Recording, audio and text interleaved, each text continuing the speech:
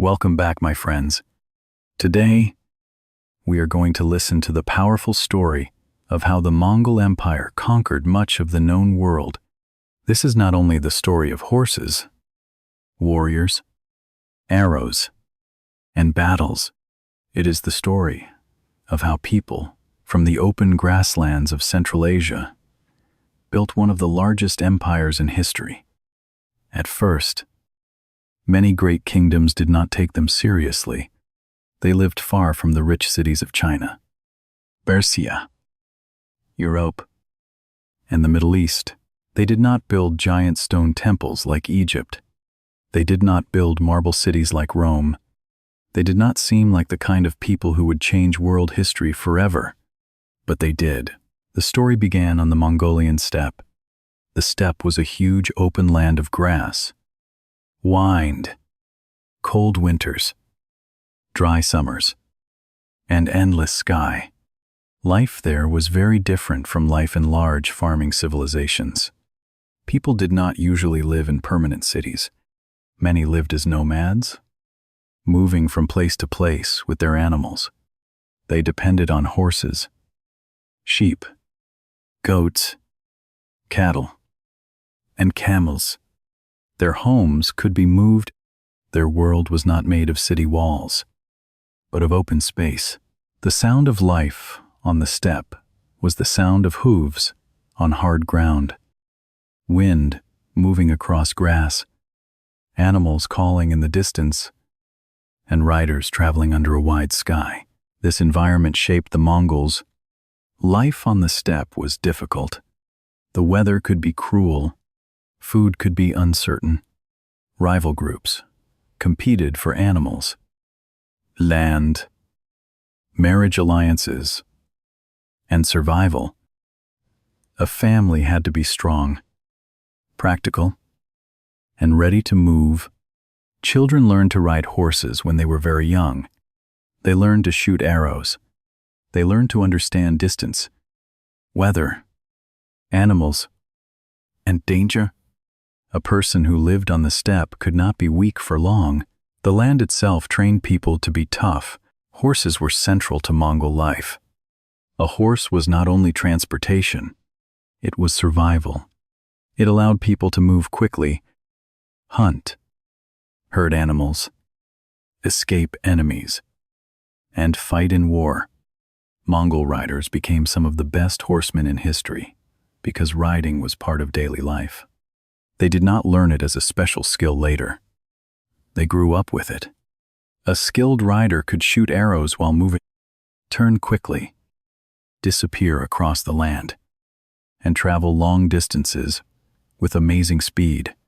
This gave the Mongols a natural military advantage before many of their enemies understood it. But before the Mongols became a world power, they were divided. The steppe was full of tribes and clans. These groups often fought each other. Alliances formed and broke. Leaders rose and fell. Loyalty was important, but betrayal was also common. In this world, a boy was born who would later be known as Genghis Khan. His original name was Temujin. He did not begin life as a rich prince ruling over a united people. His early life was full of danger, loss, and struggle. That difficult beginning would shape the kind of leader he became. Temujin's childhood was harsh. His father was a tribal leader. But after his father died, Temujin's family lost protection. Other people abandoned them.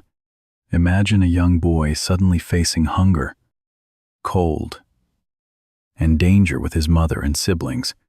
There was no strong kingdom to protect him. There was no easy road forward. The family had to survive by gathering food, fishing, and living with very little. This experience taught Temujin one of the hardest lessons of steppe life. Power can disappear quickly, and survival depends on loyalty, courage, and intelligence. As he grew older, Temujin learned how dangerous divided tribal life could be. He saw betrayal. He saw revenge. He saw how families could be destroyed by politics and violence. But he also learned how to build relationships. He formed alliances. He chose followers carefully. He rewarded loyalty. He understood that if the steppe tribes stayed divided, they would keep fighting each other forever. But if they were united under one strong system, they could become something the world had never seen before. This was one of Temujin's greatest achievements. He did not only win battles, he changed the rules of power on the steppe. Instead of relying only on old family ties, he promoted people based on ability and loyalty. A person did not always need to come from a noble family to rise if he was brave, skilled, and loyal. He could be rewarded. This made Temujin different from many traditional leaders. It also helped him build a stronger army and a stronger political system. Slowly, Temujin defeated rivals and united more tribes under his leadership. This was not easy. It took years of fighting, negotiation, and strategy. But step by step, he became the most powerful leader on the Mongolian steppe. In the early 13th century, he received the title Genghis Khan, often understood as a universal ruler or great ruler. From that moment, the Mongols were no longer only scattered tribes fighting each other. They had a leader, a system, and a shared direction. The world beyond the steppe did not yet understand what this meant. Powerful cities, kingdoms, and empires looked at the Mongols and saw nomads. They saw riders from the grasslands. They did not fully see the discipline, speed, intelligence, and organization that were growing behind them. This was a serious mistake. The Mongols were about to become one of the most dangerous military forces in history. This is the first lesson from the Mongol Empire. Great power does not always rise from rich cities or old kingdoms. Sometimes it rises from difficult land, hard lives, and people who learn to move faster, endure more, and adapt better than their enemies. The Mongols came from the steppe, a place many outsiders underestimated, but that same place gave them the skills that would shock the world. The small tribes of the steppe had been united.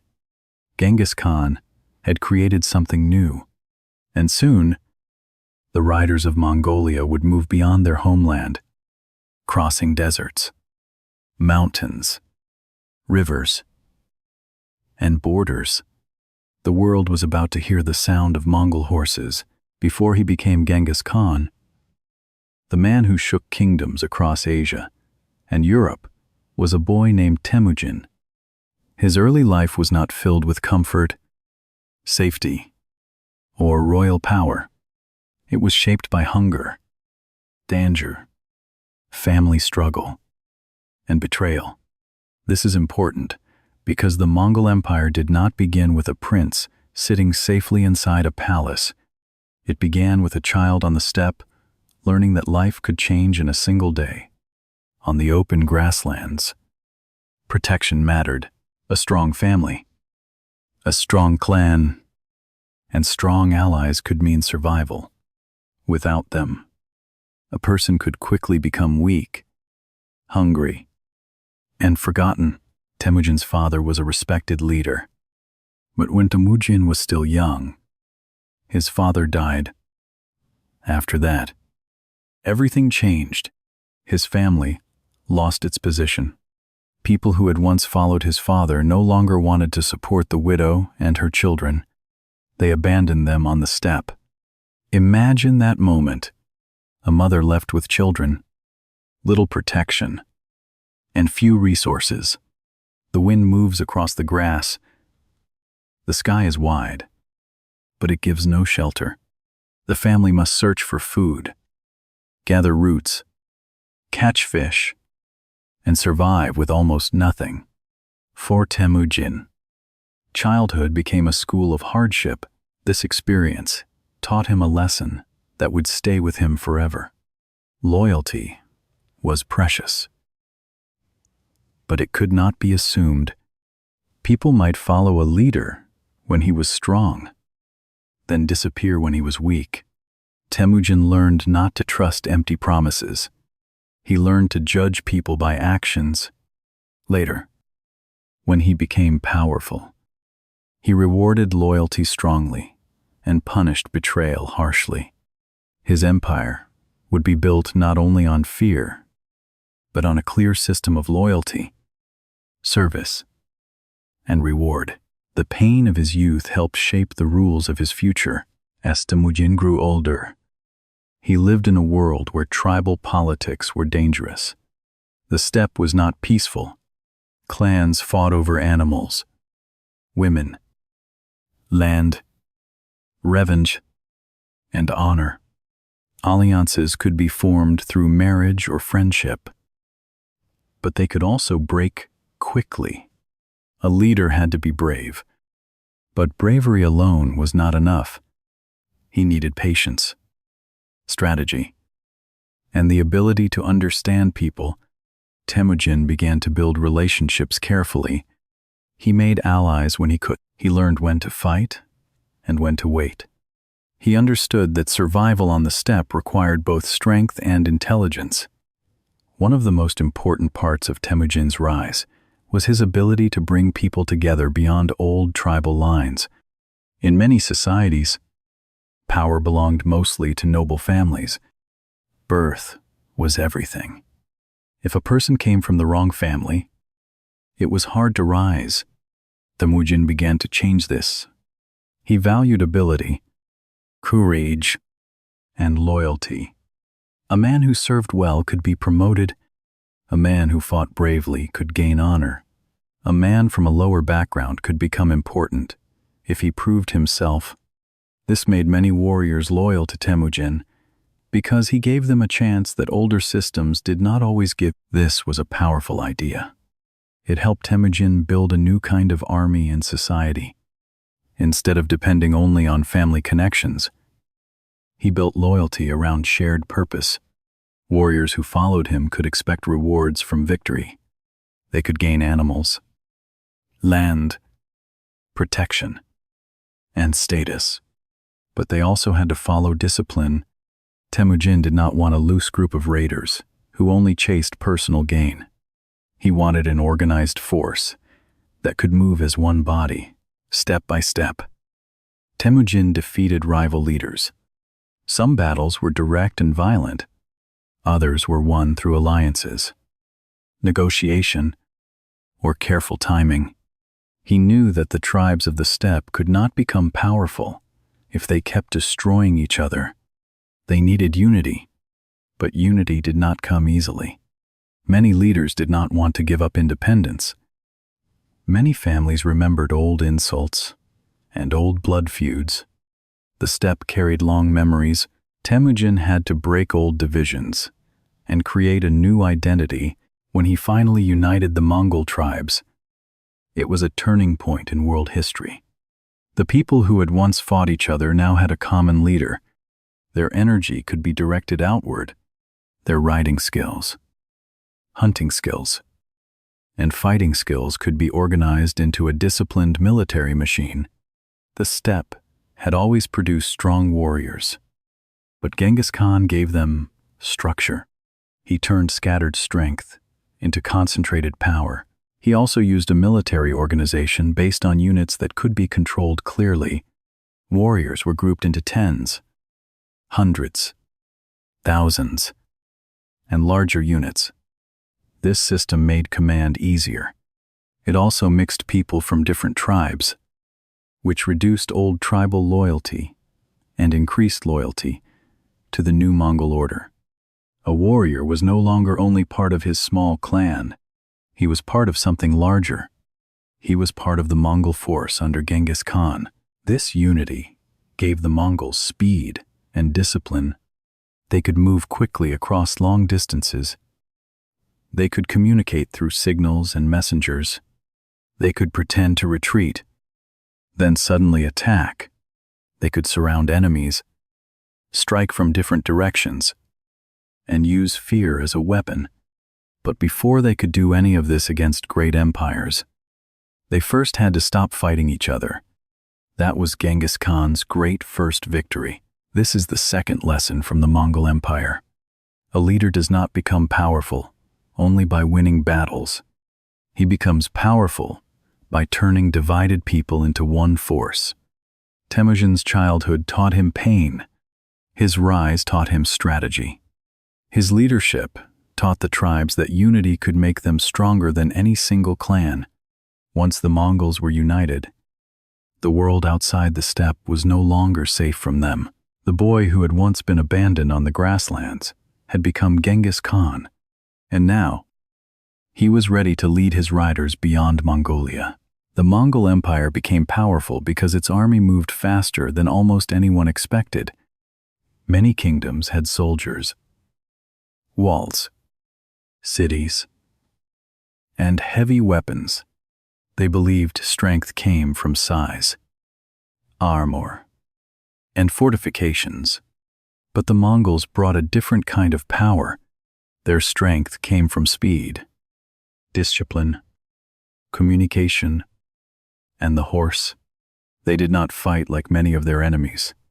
They did not always stand in one place and wait for battle. They moved like the wind across the open land. They appeared suddenly, attacked quickly, disappeared, and returned before the enemy could fully understand what was happening. The horse was the heart of the Mongol army. Every warrior could ride extremely well, because riding was part of life from childhood. A Mongol soldier was not learning horse skills only for war. He had grown up herding animals, hunting, traveling, and surviving on horseback. This made Mongol cavalry very different from armies that trained soldiers later in life. For the Mongols, the horse felt almost like part of the body. They could ride for long hours, change direction quickly, and shoot arrows while moving at speed. Imagine a line of riders crossing the steppe, dust rising behind them, bows in their hands, horses breathing hard, and the sound of hooves beating against the ground like distant thunder. Mongol warriors also used the composite bow, a powerful weapon made from materials such as wood, hone, and sinew. It was small enough to use on horseback, but strong enough to strike with deadly force. A rider could shoot while moving forward, sideways, or even backward. This gave the Mongols a huge advantage. They could attack from a distance, avoid close combat when needed, and weaken enemies before the main battle began. Many armies were used to fighting soldiers who stood in formations. The Mongols forced them to fight against movement. One of their most famous tactics was the false retreat. The Mongols would attack, then pretend to run away. Their enemies, believing they had won, would chase them. But this was a trap.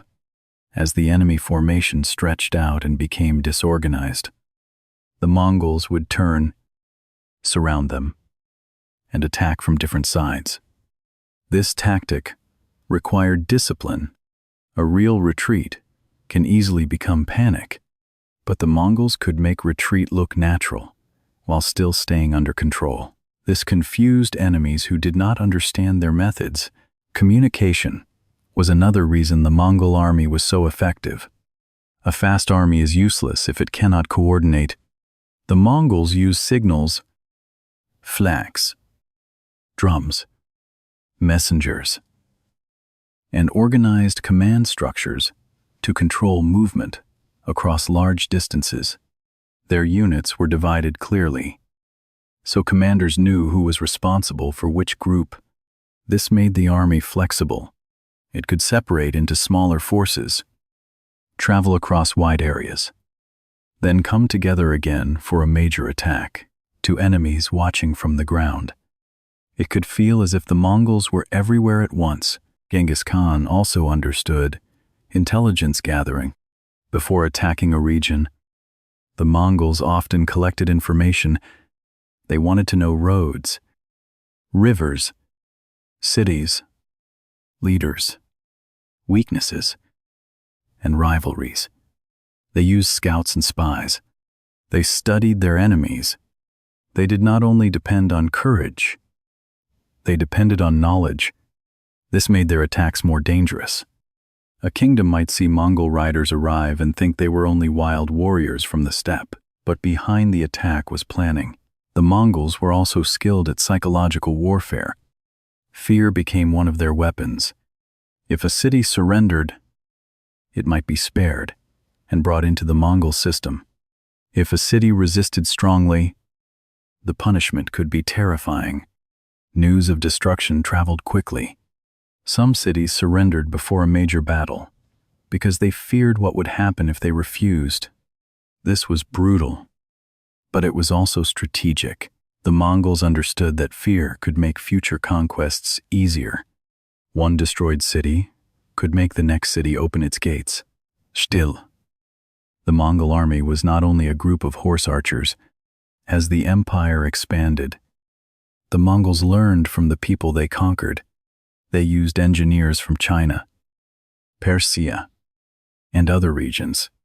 They learned siege warfare, which was necessary when attacking walled cities. At first, steppe warriors were strongest in open battle. But great civilizations often protected themselves behind walls. The Mongols adapted. They used catapults, siege towers, tunnels, and other methods. This ability to learn made them even more dangerous. They were not frozen in one tradition. They took useful knowledge wherever they found it. This is one reason the Mongols defeated enemies who seemed much richer and more advanced. Many settled civilizations underestimated nomads. They saw them as outsiders without great cities or written traditions like their own. But the Mongols had a different kind of intelligence. They knew movement, endurance, animal care, distance, strategy, and survival. When they added siege technology and administrative skill to their steppe strengths, they became a force few could stop. Their military success also depended on discipline. Genghis Khan created rules for his warriors. Looting, movement, rewards, and punishment were controlled. Warriors were expected to obey commanders. Cowardice, betrayal, and breaking orders could be punished severely. This discipline helped turn the Mongol army from a loose collection of riders into an organized machine. Each warrior had personal skill, but the army's real power came when thousands of skilled riders moved together with one purpose. This is the third lesson from the Mongol Empire. Speed alone is not enough. Courage alone is not enough. The Mongols became powerful because they combined speed with discipline, communication, intelligence, and adaptation. They could move faster than their enemies, learn from them, frighten them, and strike where they were weakest. The world had seen warriors before, but it had rarely seen an army like this.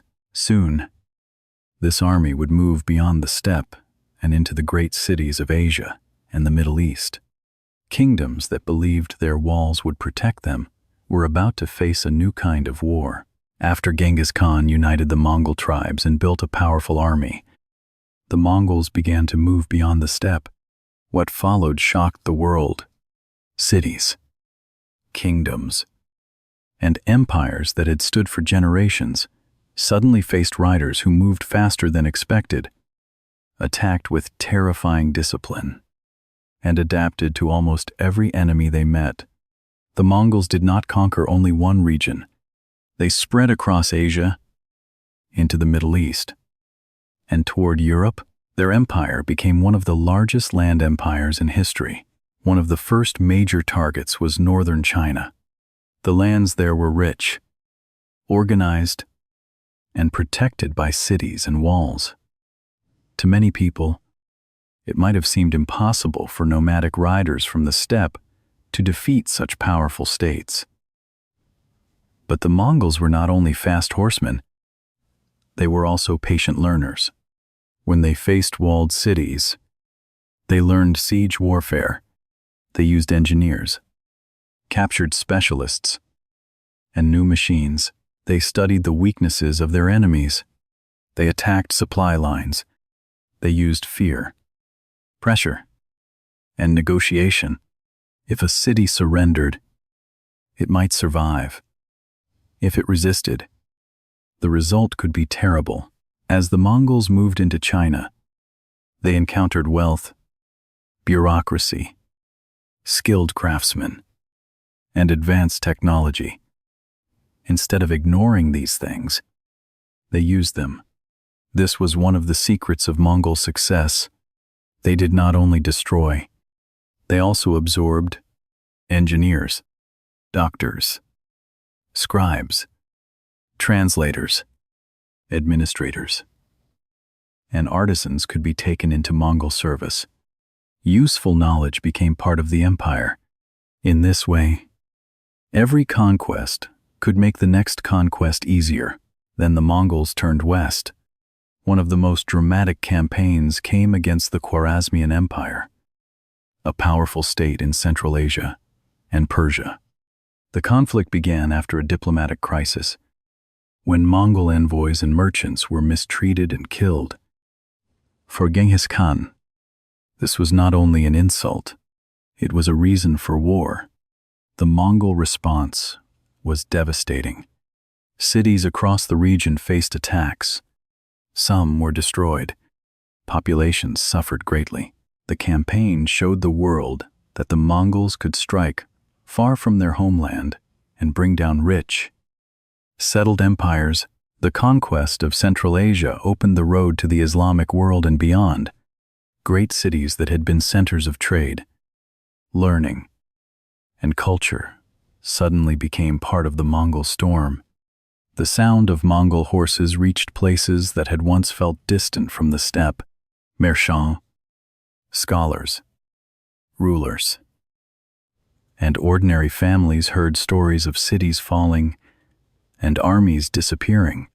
Some stories were exaggerated by fear, but fear itself became part of Mongol power. The name of the Mongols traveled faster than their armies. After Genghis Khan died, the empire did not stop. His sons and grandsons continued the expansion. The Mongol world was divided among different branches of the ruling family. But for a time, the shared system remained strong. Mongol armies pushed deeper into Russia and Eastern Europe. They defeated powerful armies and shocked European rulers who had little understanding of this new enemy. The Mongols crossed rivers, forests, and plains. They attacked with speed and coordination. Their victories in places like Russia, Poland, and Hungary showed that European knights and armies were not prepared for their style of war. For people in Europe, the Mongols seemed almost unreal. They came from far away. Their movement was fast. Their tactics were unfamiliar. Their reputation was frightening. Churches, towns, and courts heard reports of destruction. Some people feared that no Christian kingdom could stop them. The Mongol advance into Europe might have gone even farther. But political events within the Mongol world changed the situation. When a great Khan died, leaders often had to return for succession politics. This helped stop the advance into Central Europe, at least for that time. In the Middle East, later, Mongol campaigns changed history again. In 1258, Baghdad, one of the greatest cities of the Islamic world, was captured by Mongol forces under Hulagu Khan. Baghdad had been a center of learning, culture, religion, and political authority. Its fall was a terrible shock. Libraries, buildings, and communities suffered enormous destruction. The event became a symbol of how deeply the Mongol conquests could change the world. A city that had once felt like the heart of civilization could fall But the Mongols were not unstoppable forever. In 1260, Mongol forces were defeated by the Mamluks at the Battle of Ain Jalut. This battle was important because it showed that Mongol expansion could be stopped. The Mamluks, based in Egypt, used strong cavalry, discipline, and local strategy to defeat a Mongol army. The victory helped protect Egypt and parts of the Islamic world from further Mongol control. It also proved that the Mongol military system, though powerful, was not invincible. At the same time, the Mongols built more than war. Their empire helped connect East and West. Under Mongol rule, trade routes across Eurasia became more active and, in some periods, safer for merchants, goods, ideas, technology, religions, and diseases moved across long distances. This period is sometimes connected with the idea of the Pax Mongolica, or Mongol peace. It did not mean the empire was gentle or peaceful everywhere. It means that Mongol control over huge routes helped create new connections between regions that had once been more separated. This connection changed world history. Travelers, marchands, and messengers could move across the empire. Chinese inventions, Persian knowledge, Islamic science, European curiosity, and Central Asian trade networks touched one another in new ways.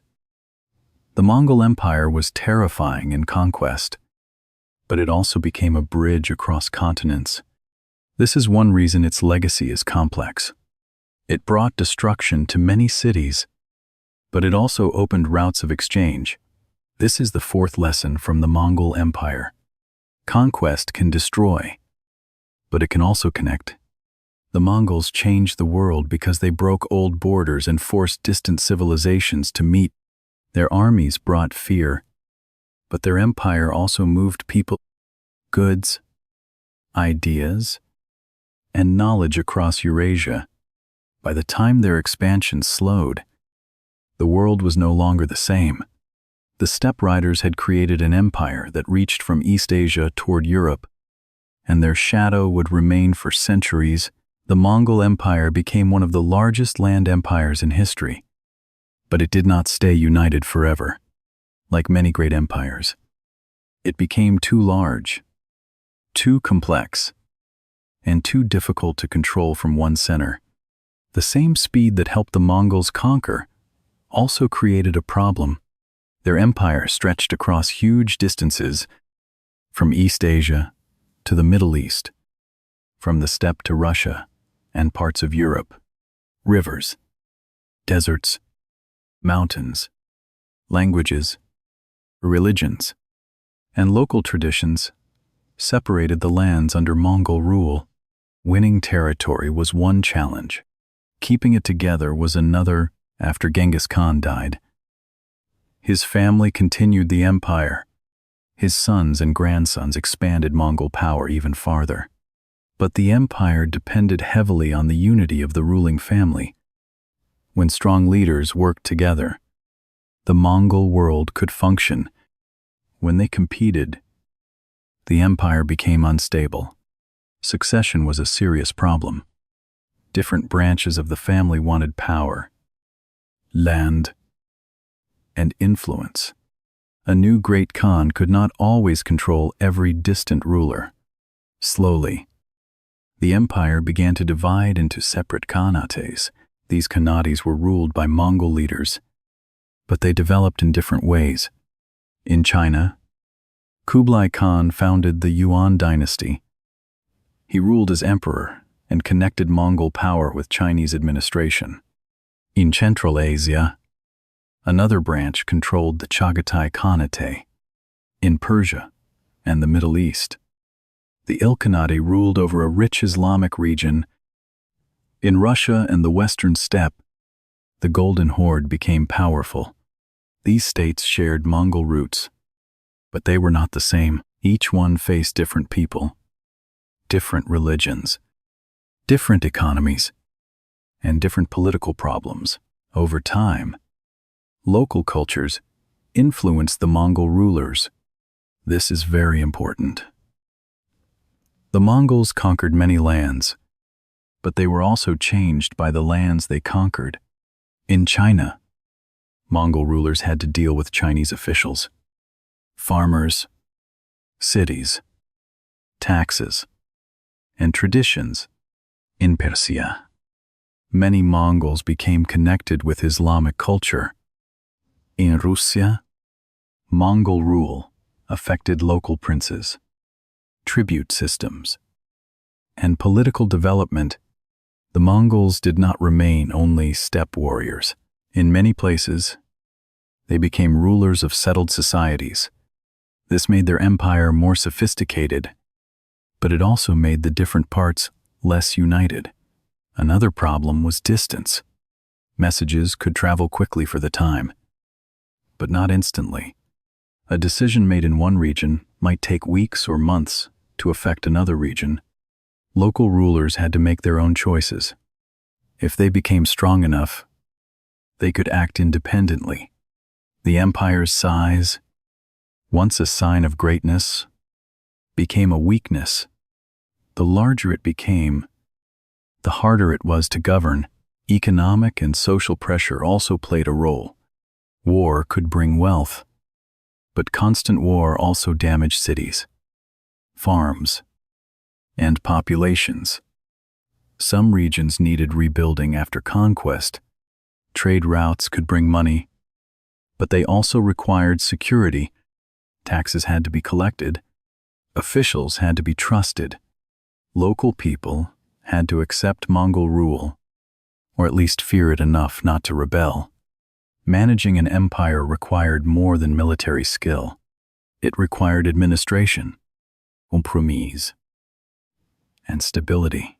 The Mongol military advantage also became weaker over time. Their enemies learned from them.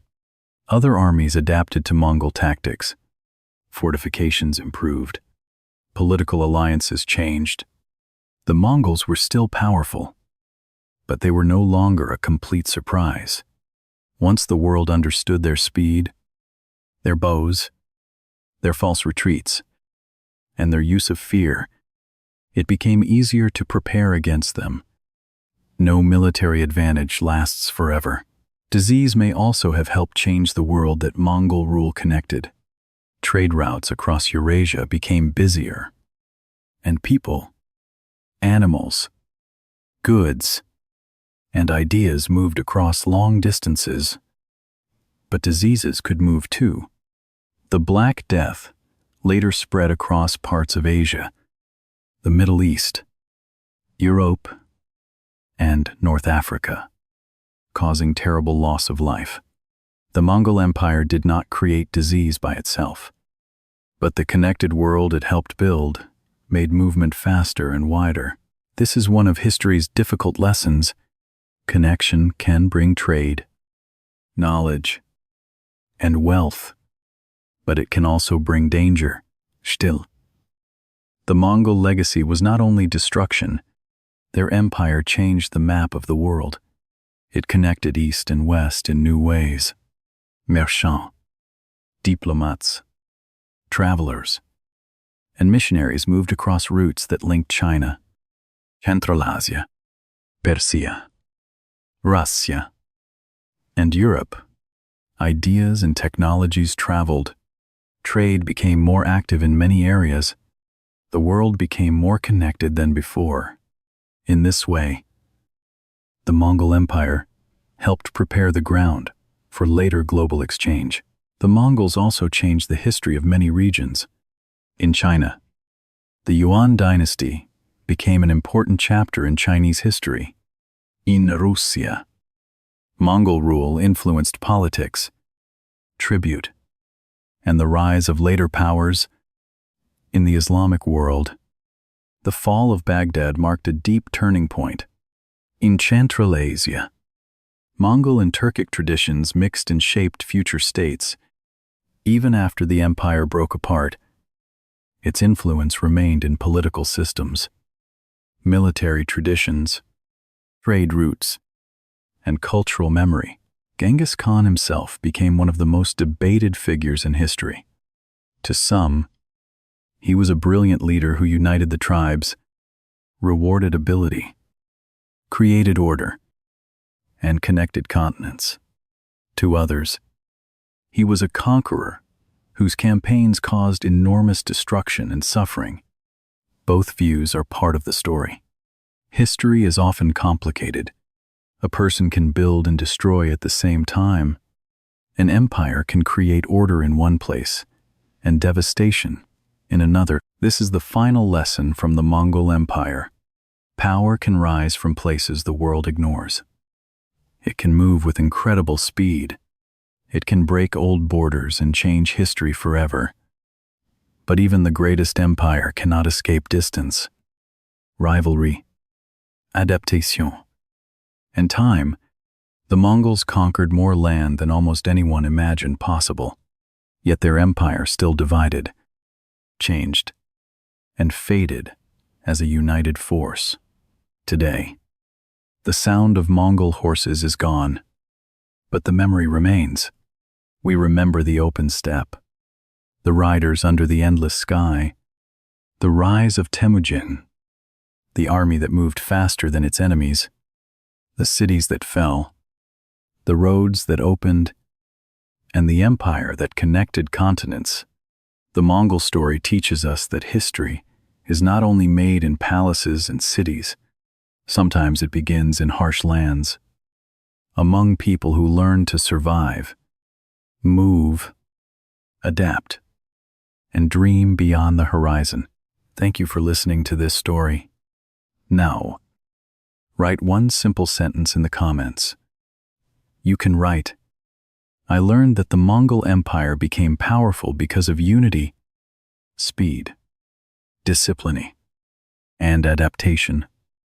Keep listening, keep learning, and I will see you in the next story.